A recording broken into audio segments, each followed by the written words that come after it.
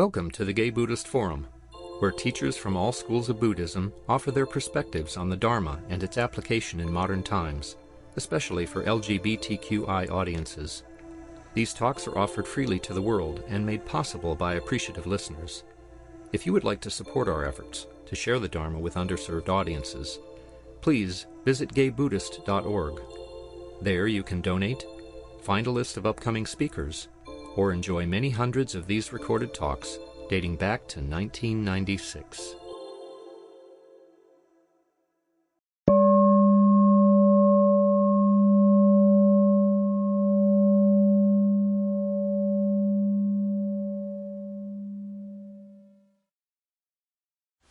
Welcome back.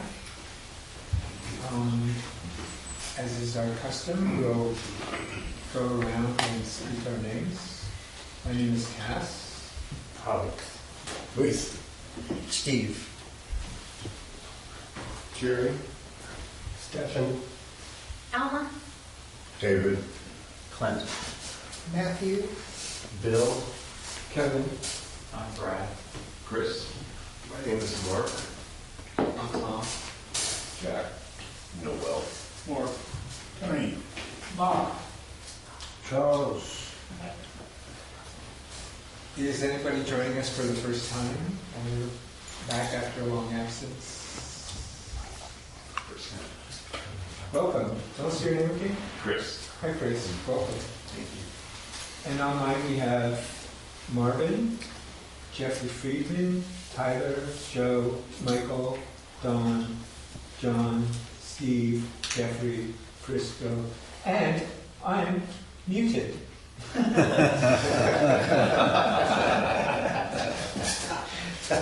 Welcome to everybody online. I just realized I was muted. Okay. Apologies. So our speaker today, we're very happy to welcome back Dana Dasa, he, him. Began meditating and practicing Buddhism in 1993 and was ordained in the Triratna Buddhist Order in 2011 at the San Francisco Buddhist Center. At his ordination, he received his Buddhist name Dhammadasa, which in Sanskrit means servant of generosity. In 1995, he developed a heart condition with the archetypal Buddha Amitabha, rooted in the Japanese Pure Land tradition, Jodo Shinshu, known in the Western world as Shin Buddhism, and has been practicing an Amitabha sadhana devotional practice since 2011. Dhammadasa is deeply passionate about teaching meditation, mindfulness, and Buddhism in a somatic and embodied way, bringing the Buddha's teachings to life in our imaginations through images and storytelling. Embodied practice is the path of getting out of our heads and into our bodies, for it is in our bodies that liberation reveals itself. Over the past 20 years, Dhammadasa has held various administrative and leadership roles within the San Francisco Buddhist Center. And in 2023, he resigned from all of his formal SFBC roles, as well as taking a break from teaching for a period of wandering in the wilderness, free from the external responsibilities, expectations, and social norms of the monastery, following in the footsteps of the great crazy wisdom Madhasitas of the past. Since then, many lineage masters and archetypal Buddhas have provided Dhammadasa with guidance and inspiration, including Tilopa, Naropa, Padma Sambhava, Vajra Kalarya, and Machi Latram. In 2024, Dhammadasa received Vajra Yogini initiation and empowerment. Through Vajra Yogini, the mother of all the Buddhas, the meaning of the Buddha's words is beginning to reveal itself. It's just time to go home now. Oh, no, now we get to hear from the speaker. Welcome, Dhammadasa. Thank you so much, Cass. Hi, everyone. It's lovely to be here. I was struck in the beginning, Cass, when you announced me as like an old friend of this Sangha. So I looked, and the first time I spoke here was in 2016. Wow. So it's coming up on 10 years, Right. and this is my 11th time here. Although some of those times I did like a series of 4 talks or a series of 3 talks, so it's more like 15 or something like that. But Well remembered. yeah. If Cass, if you could please share that document just on page 1. Okay. So we're going to start actually with a little storytelling. So I'm going to tell the story, one of the what are called the Jataka tales. And these are birth stories of the Buddha. Yes, if you go up to the first page. Perfect, there you go. That's great, Cass. So there's a whole collection of what are called Jataka's tales. And these are stories that the Buddha told to his disciples and those who came in search of teachings as a way to just elucidate the teachings, if you will. He would tell these stories of his past life. And the story we're going to that I'm going to share with you is in English. The translation is the Conquest, Kundala Jataka, and this has to do with renunciation. So actually, I put the name of this talk, this presentation, the talk, the crucial role of renunciation. Yeah. So, Cass, I'll just signal you when to switch the slide, so you can go to the next slide. Oh, actually, I'm sorry. Go to the first one. Let me just name the credits here. The images and the text that I'm going to share, they actually come from a YouTube video that I found from this particular Sangha. They're actually out in the outer sunset, and so there's a picture of them. They're right out 28th and Lincoln. So I walked by there a couple weeks ago. I had no idea they were there, so I just went and checked them out. Yeah, but this whole story comes from them, so I just wanted to give them credit. Yes, you can go to the first slide there. In the Buddha's time, there was a man from a good family in Savatthi. On his way home from plowing the fields, he saw a monk eating out of an alms bowl. After the monk was finished, there was food left over, and the monk shared with the young man. The food was of a higher quality than what the man was used to. This made him think, I work all day and all night and do many jobs, yet never have I tasted food like this. I must become a monk. It's a story of my life. The man then became a monk and was known as Chittahata Sariputta. However, after 6 weeks of practicing higher thinking and studying the scriptures, he felt aversion to the hard work and effort and disrobed. Once again, a layperson, he went back to manual labor and eating the food he used to eat. This made him fantasize about the food he received when he was a monk. This made him unhappy with the lay life, and he ordained again and returned to studying the scriptures. Again a monk, the hard work of studying made him want to leave, and he disrobed again, thinking the lay life was easier and less stressful.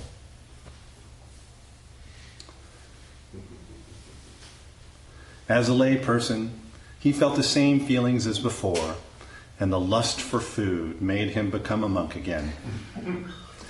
No matter what he was, whether lay person or monk, he was dissatisfied with the effort required and kept thinking about the benefits of quitting or leaving his current state for another state. In total, he disrobed 6 times and was ordained 7 times. Each time that he was ordained, he had studied more and more of the scriptures and committed them to memory. Eventually, he had memorized the entire set of scriptures. After a certain point of exposure to the scriptures, his mind began to contemplate the topics within. At first, the scriptures were just external teachings, but after reciting them so often, the monk began to internalize the teachings. He contemplated the truth within the scriptures by looking for empirical examples.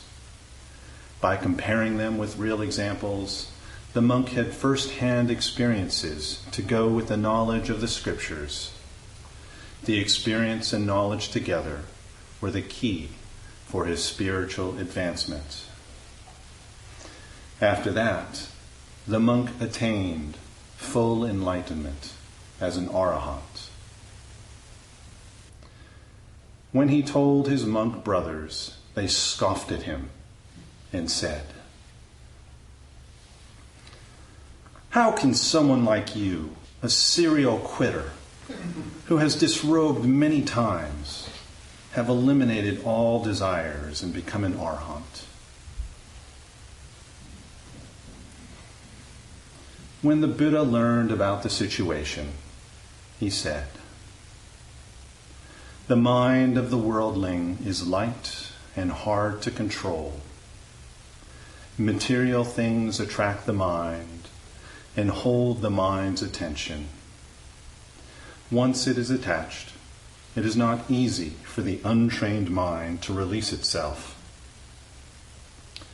The mind that has been mastered, however, brings joy and happiness."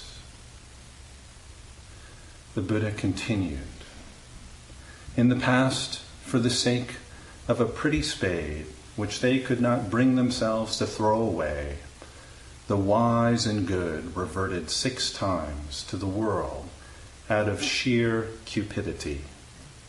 On the 7th occasion, they won insight and subdued their cupidity." Upon the monk's request, the Buddha told this story of the past. A long time ago, when Brahmadatta was reigning in the Benares, the Bodhisattva was reborn as a gardener. He was known as the spade sage. Using his spade, he would clear ground and grow herbs, pumpkins, gourds, cucumbers, and other vegetables.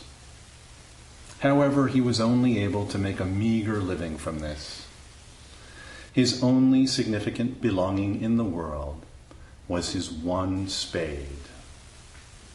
He then had the thought, "I work so hard and toil endlessly for so little reward. I will forsake this worldly life and become a knowledge seeker, an ascetic." He then hid his spade in a place only he knew and went on to become an ascetic. However, the ascetic's life is hard and requires dedication and fortitude. This caused him to think about his spade, and greed arose in his mind. For the sake of his blunt spade, he renounced the ascetic life and returned to the lay life. This happened again and again. 6 times he hid the spade and became an ascetic. 6 times he renounced the ascetic's path and became a lay person. After the 6th time, when he wanted to become an ascetic again, he thought about how his desire for his blunt spade was what was holding him to worldly life. For the sake of this blunt spade, he kept quitting.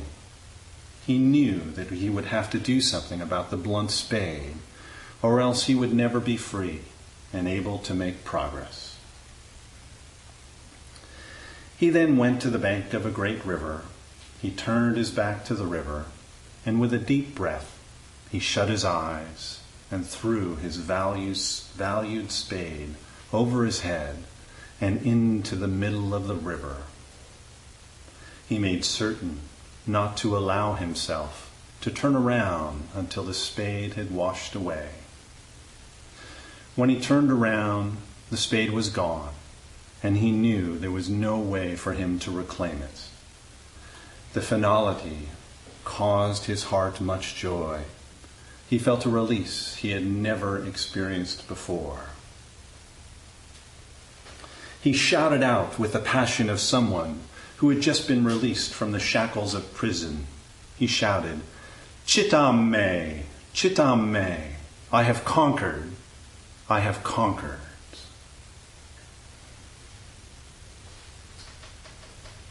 At that very moment, the king of Benares happened to be riding back from a battle. He wondered, "I hear someone shouting in triumph. I wonder whom he has conquered." The spade sage was brought before the king, and the king said, "My good man, I myself am a conqueror. I have just won a battle against my enemies and am returning home victorious. Tell me, whom you have conquered that makes you proclaim thusly?"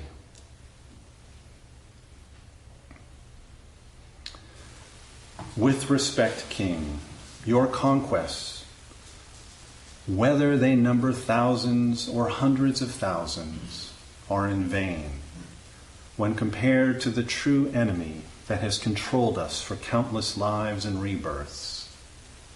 Our greed is the true enemy that needs to be conquered. Our attachment to greed is the true enemy. It is by conquering my greed that I proclaim I have conquered." As he spoke, he looked out over the great river and contemplated how his greed had held him back and prevented him from any type of mental development. This led to him attaining further insights, unlocking his transcendental powers. The spade sage then rose in the air, and seated there, he taught the king. The conquest that requires further fighting, lest that conquest becomes defeat, is not a valuable conquest. It is in vain. A true conquest must last forever. Yeah, so you can end the screen sharing, Cass. Thank you.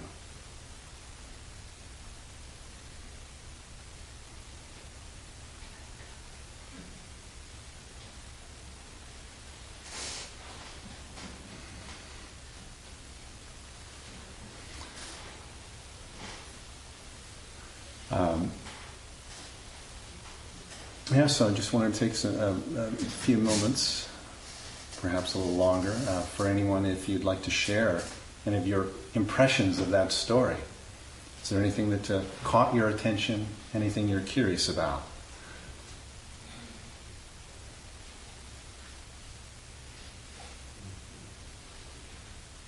Well, it was just ironic in the sense that we live in this country of so much wealth and abundance and so many ways that we could distract ourselves, that this guy was considered greedy for loving his spade. It was quite a clash of cultures in this story. But of course the lesson is still the same. Well, we've all got a spade, don't we? At least one. I thought you were going to say that he was waiting for the river to dry up so he could get his spade back. That he kept assessing on the spade in the river. Mm-hmm. Some people do that, I think. Most definitely.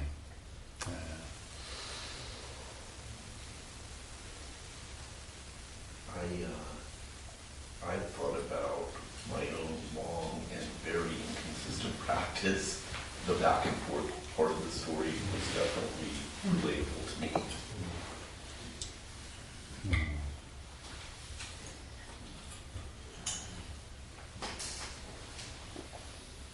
Any shares from any of the Zoom participants? I know in Zoom it's very easy to become a wallflower. So.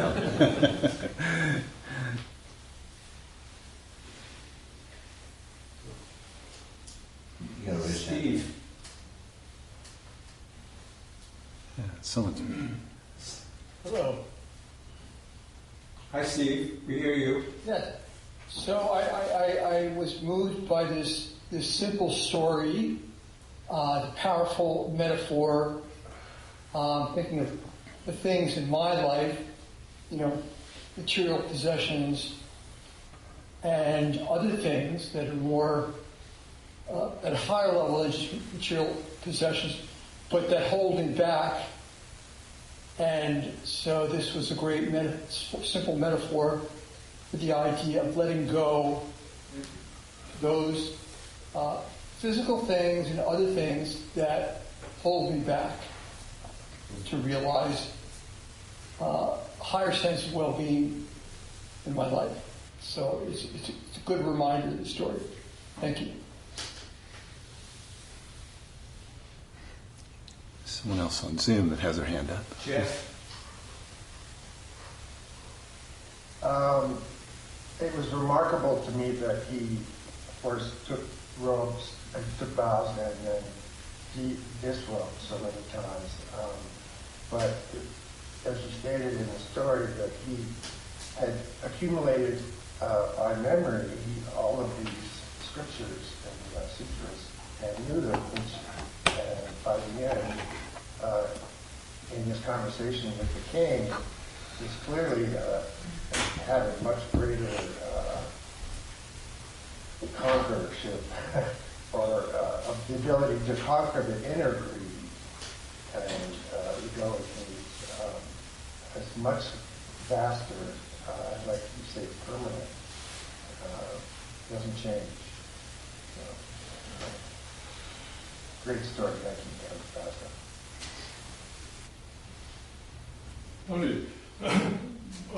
there's a fact that it's hard to ignore, which is that the first thing we hear is that he gets better food. If he goes over to the other side, what he's going to get is all this gourmet food. And so, but he has to take the leap of faith. And that's the thing. But you could suspect his motives in the end, is that he's just, there's all this good food. And he doesn't really tell us what it feels like to conquer.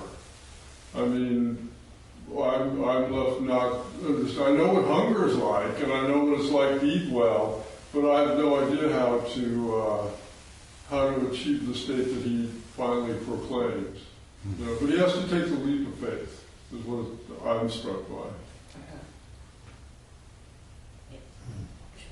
Well, I think that's a very good segue into speaking about renunciation. So I'm now completely immersed in Vajrayana Buddhism, in a tantric path, and this tantric path that I'm involved in, it would fall within the Gelug tradition, if that means anything to anybody, and that was founded by Lama Tsongkhapa, and I've never studied Lama Tsongkhapa before, so I started studying him recently, and the guy's amazing. So he, one of his seminal works is called Lamrim Chenmo in Tibetan. What's the name of it in English? It's called The Great Treatise on the Stages of the Path. The Great Treatise on the Stages of the Path.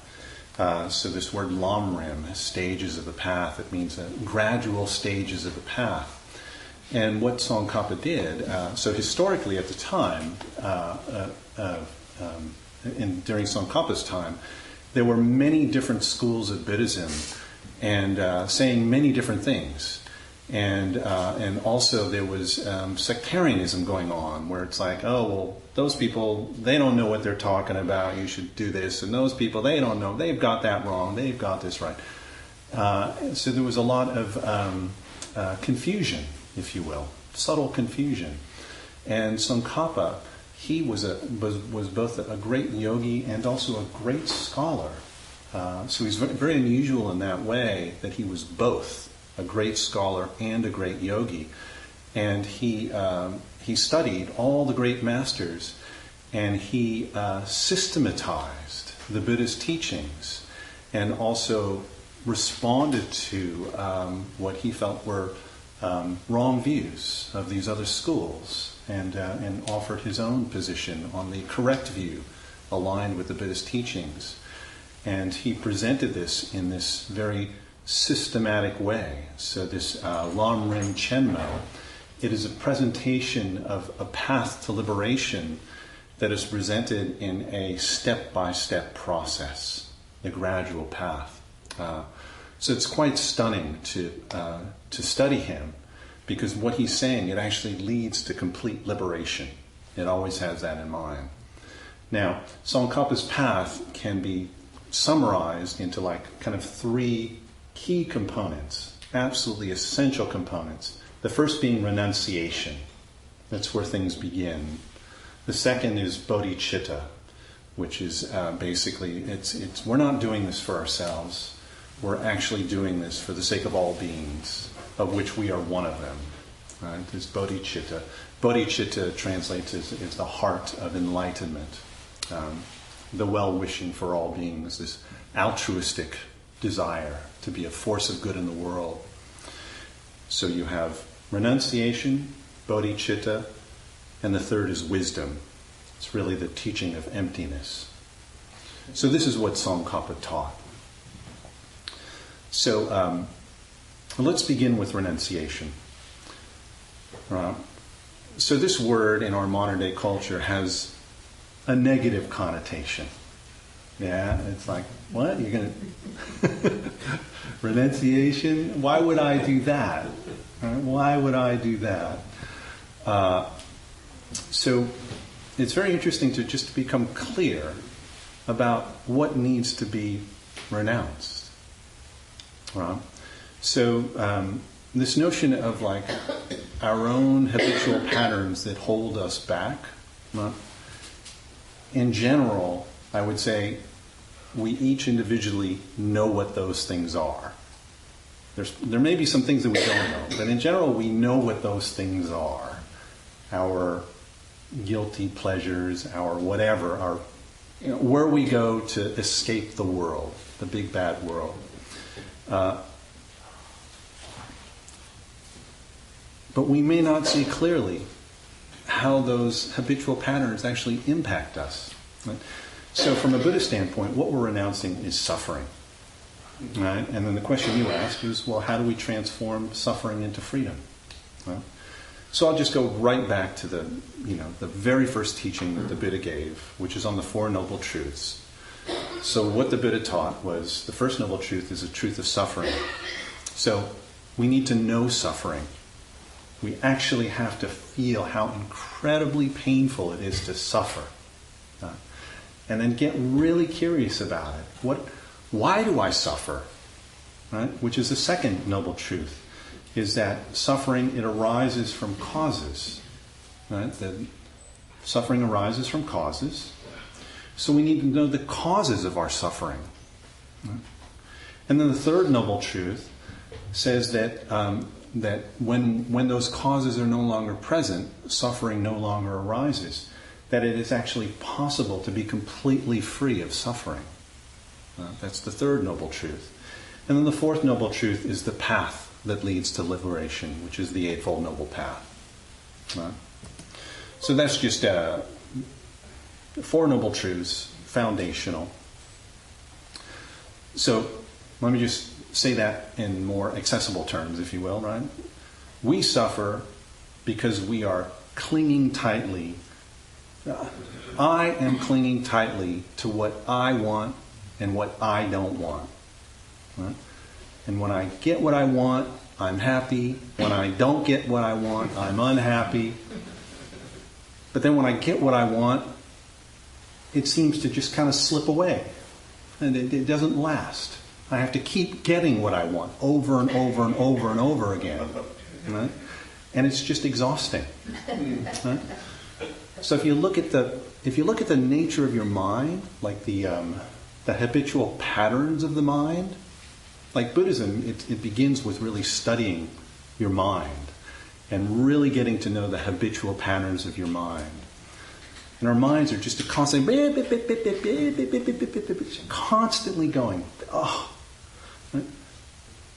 And and we're constantly strategizing about how can I maximize my pleasure and how can I minimize my pain. All right, so that's kind of looking towards the future.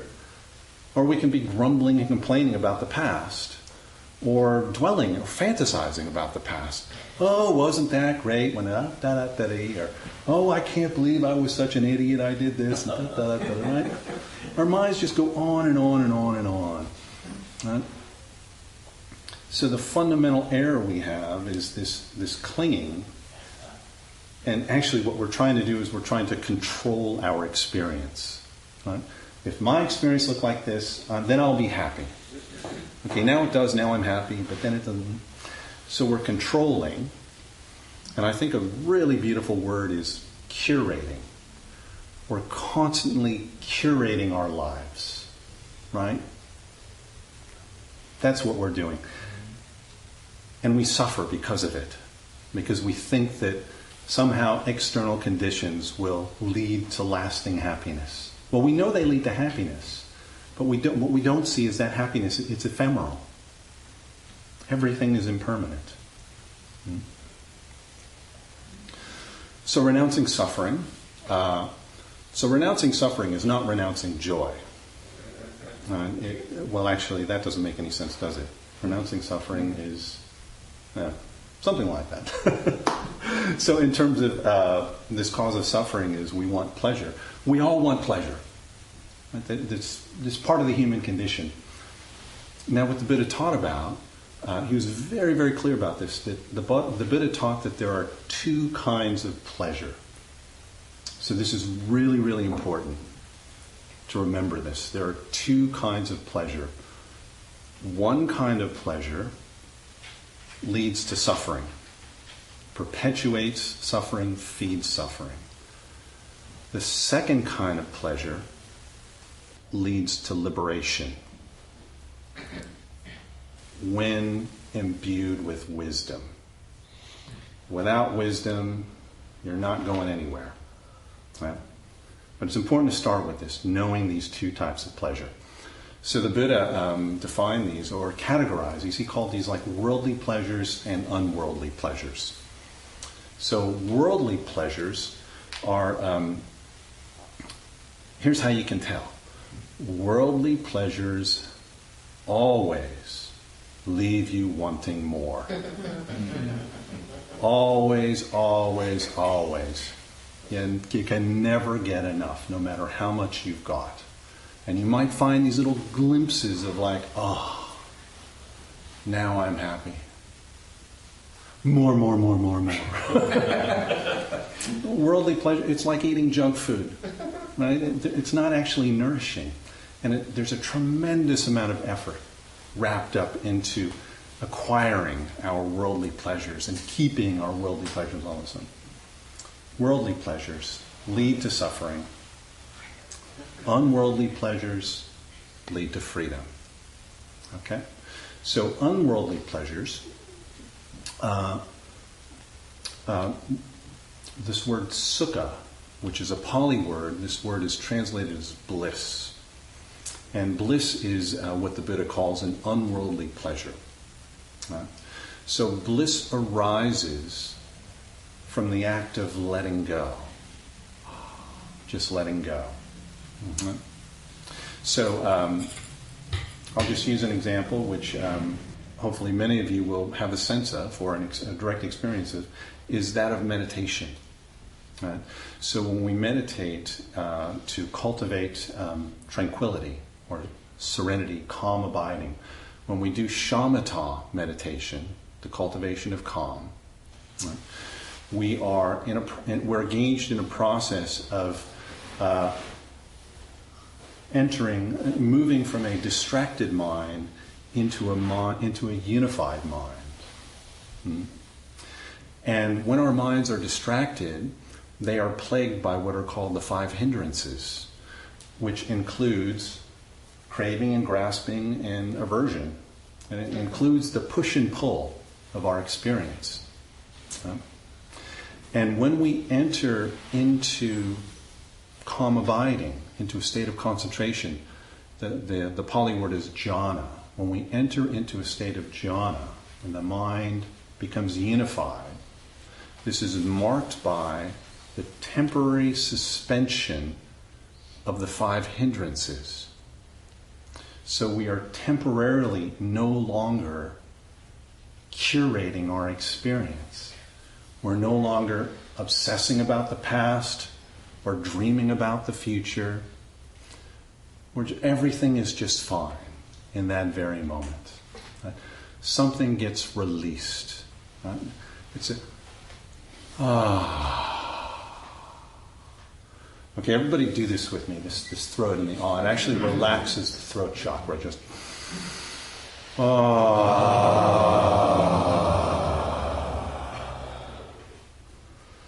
You guys are great. Right? It's this act of letting go.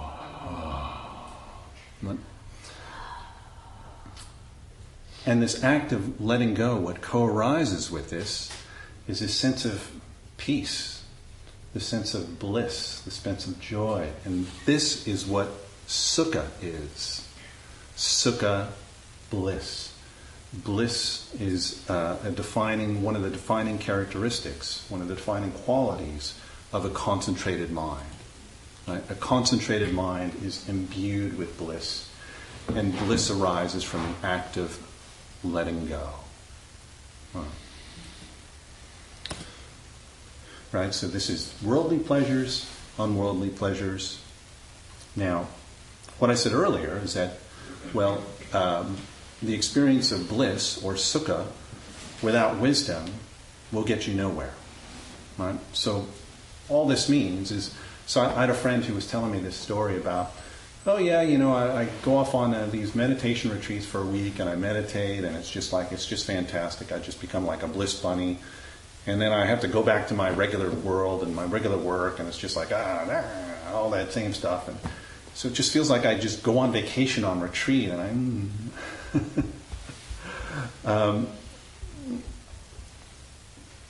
so this is meditating without wisdom, right? So the notion that my friend is going off on a vacation, right? So right there you see it. I want a vacation. I don't want work. Right? Oh, now I'm getting what I want. Now I'm happy. You come off retreat and you go back to work and all of your worldly problems. It's like, oh, now I'm unhappy again. That's the absence of wisdom, meditating with the absence of wisdom. Now, wisdom, this word emptiness, this is a huge topic, which I'm not really going to say much about, other than this. Wherever there is clinging, emptiness, our perception of emptiness is not present. Right? So clinging and emptiness, they're on polar opposites.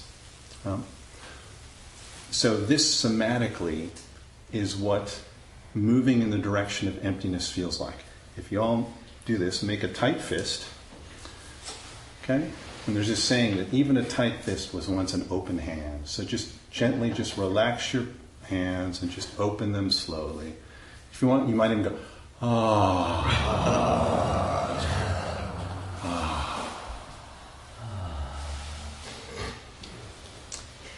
This is actually a movement in the direction of emptiness, in the direction of wisdom. So actually in the tantric tradition that I'm now practicing in, it's the path of bliss. It's the path of sukha. And it's said that bliss and emptiness, they co-arise. They're two sides of the same coin. Right?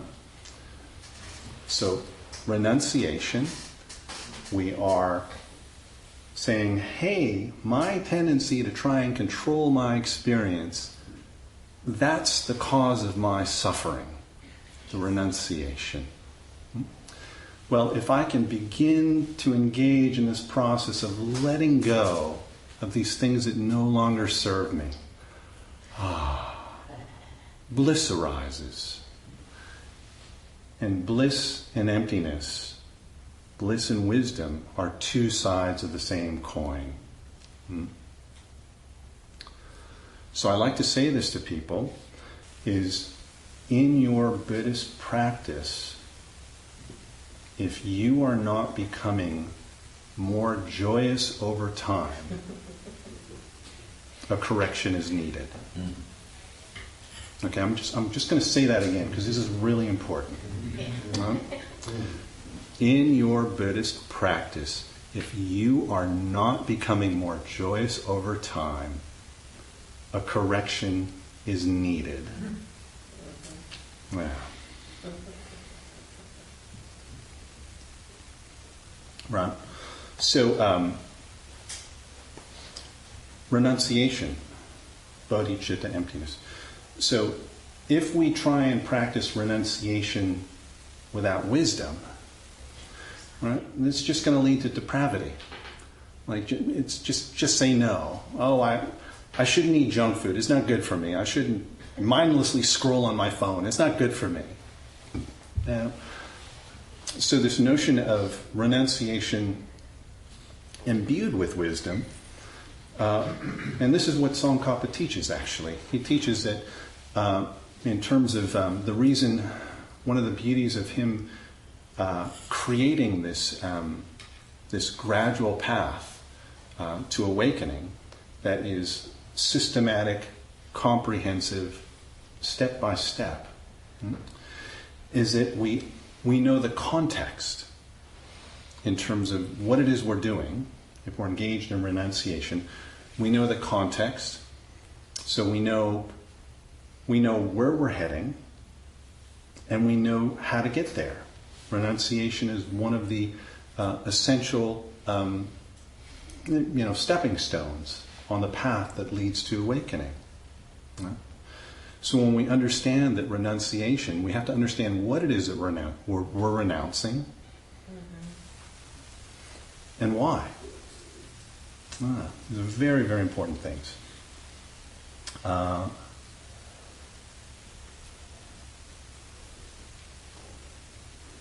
Let's see, we got a few more minutes. Okay, I wanted to go back to this Jataka tale. One of my favorite parts of this Jataka tale is where the farmer gets enlightened, and then he goes and tells his fellow monks. And they're all like, you're a serial quitter. It's like, no way, right? There's something about that kind of cracks me up. It just made me giggle, that part of the story. So I find this part really poignant because that's one of the many things that needs to be renounced. This judging of I am better than, I am equal to, I am less than. Right? The Buddha actually taught this. He has a teaching on the three conceits. And the three conceits are, I am better than, I am equal to, I am less than. Right? So this arrogance of like, you're a serial quitter, how could you have possibly gained enlightenment? That's ridiculous. And it's like, don't be so sure. Same thing, like if you think about the farmer, right? He quit 6 times. Right? And one thing that's clear in the story, he wasn't like, I'm a failure, I can't do this, and what's the point? He kept going back. He kept going back every time. So these 3 conceits need to be renounced. Maybe I'll just share this little story now. Personal practice story is I've started now to do these mantra accumulation practices, which I've never done before. It's very much part of tantric practice. So it's like, here, go do this sadhana practice and do the mantra 100,000 times. Well, cool. But what? So I've done 2 of them now. And it was really interesting. The first one I did, as I was approaching the end of it, and I had the next one, on deck. So, you know what, I just need to have some time. Like, I'll just take like a week between these two practices because I want to just do my own thing for a week, right? So I finished the first mantra accumulation practice. I was just like, heck yeah, heck yeah, heck yeah. And then I went back to doing whatever it is what I was doing. I went back to my spade. And after a couple days went by, this kind of sucks. So I just jumped right into the next practice. And I finished that about a week ago or so. So I've done 2 now. And it was really interesting for me to come across this story and just realize how incredibly universal it is. We put effort into practice, and it's like, oh, I'm kind of worn out. Then we go back to our spades, whatever that may be. And it just doesn't seem as shiny. What we receive back just doesn't seem like, it doesn't seem so meaningful. Right? So we can begin to feel our sense of clinging begin to release.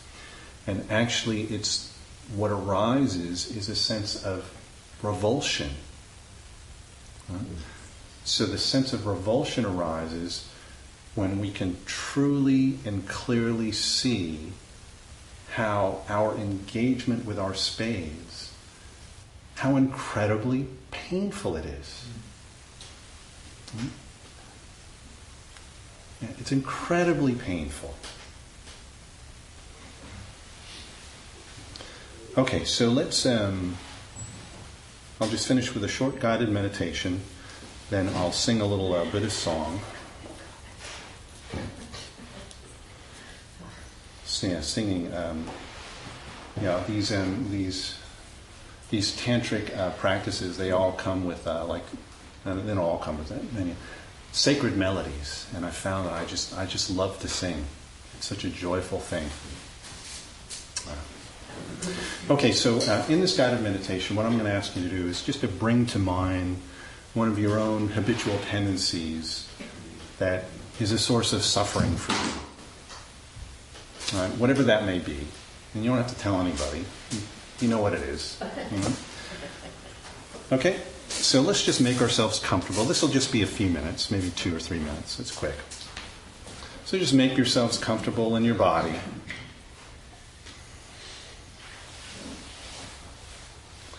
And just bring to mind one of your own habitual tendencies that is a source of suffering for you.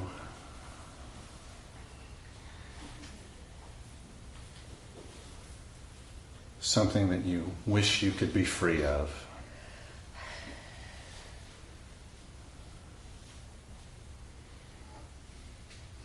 Something that has power over you.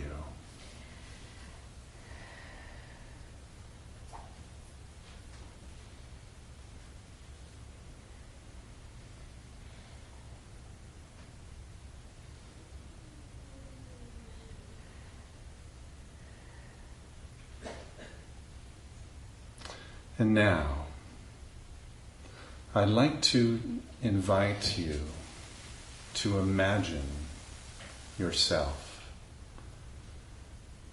completely free of craving and grasping and clinging to this particular habitual tendency. Just imagine yourself letting go of this tendency.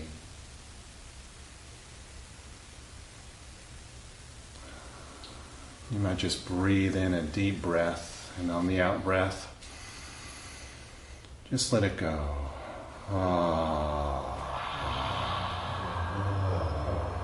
Just let it go.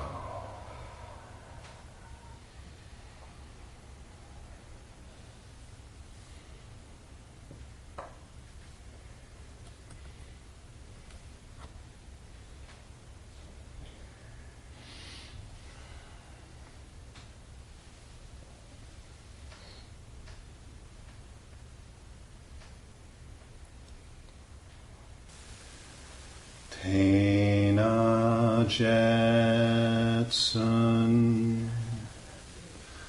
Lama Hatu Hukche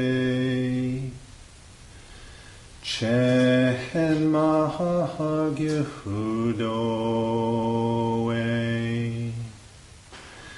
Didi Duhungekun Malutanda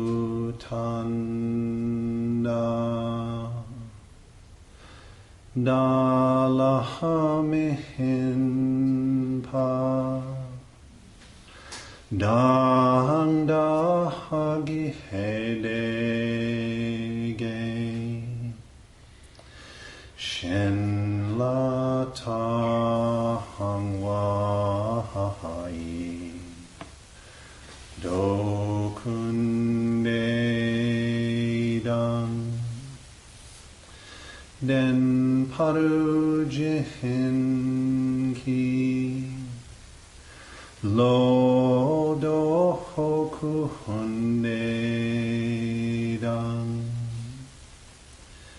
Den Paru Jihinki Lo Holy Lama, Lord of compassion,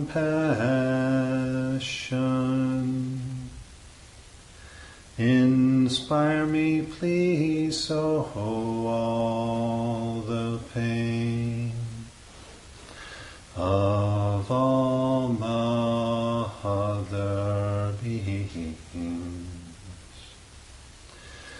Their bad deeds and their obstacles may now ripen on me as I am ready.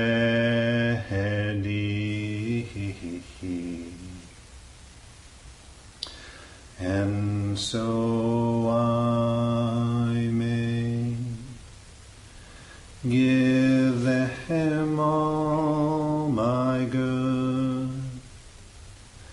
and happiness in this way, assure that each one has all happiness.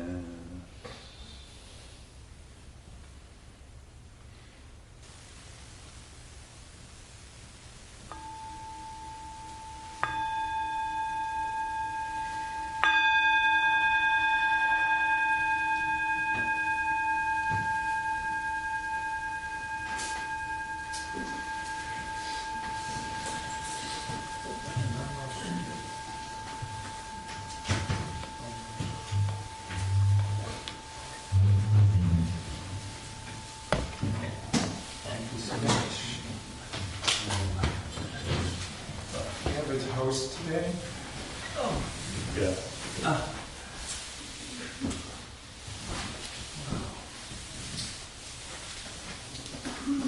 This is our GEF host announcement.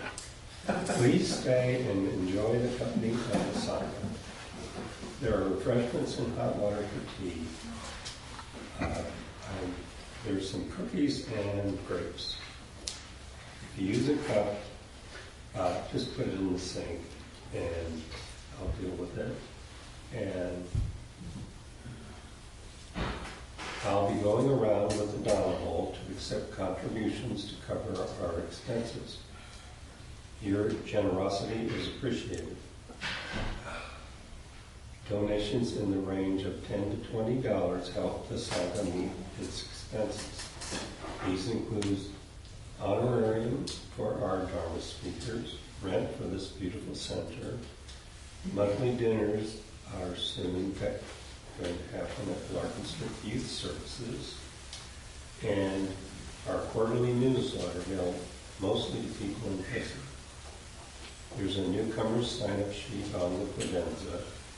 If you wish to be included and receive our Sangha membership directory, please sign up and include contact information you wish to share with the group. Some members go out to lunch after the meeting. Everyone is welcome to join them. The group meets at the front door around 12:30. Any other announcements? Let's circle for the dedication of merit.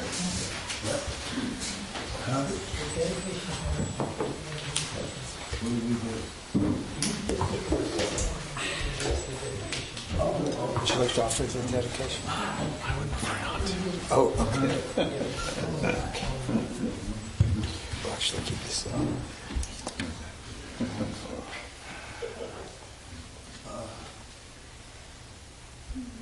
By the power and truth of this practice, may all beings have happiness and the causes of happiness. May all be free from sorrow and the causes of sorrow. May all never be separated from the sacred happiness which is without sorrow. And may all live in equanimity without too much attachment or too much aversion, believing in the equality of all that lives. Amen. Thank you. Love the story. Thank you for listening to the Gay Buddhist Forum. If you would like to hear several new talks per month and be notified of upcoming speakers so you can participate live, please subscribe to this podcast, like us on Facebook, and join our mailing list by visiting gaybuddhist.org.